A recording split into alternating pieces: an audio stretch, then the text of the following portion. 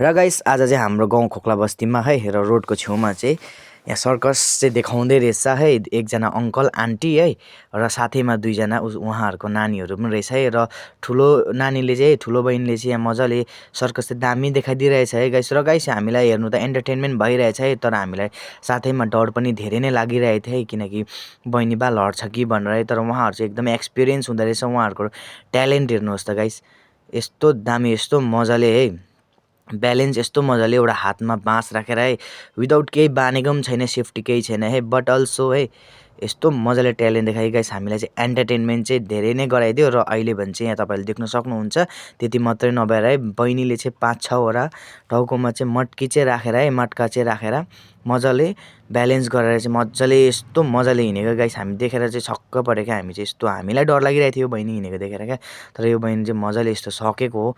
म त सोचेको पनि थिएन कि यस्तो गर्दो रहेछ भनेर है, र यस्तो दामी गरिदियो।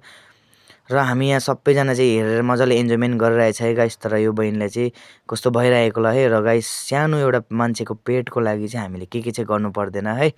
र साथैमा यो बहिनीको ट्यालेन्ट चाहिँ मान्नुपर्छ क्या गाइस। तपाईँले देख्न सक्नुहुन्छ मट्का पनि लगाएर है कस्तो मजाले सेक गरिरहेछ, यस्तो मजाले हल्लाइदिइरहेछ है। अम्बो खुट्टा त यस्तो मजाले हल्लाउँछ है गाइस, तपाईँले देख्न सक्नुहुन्छ।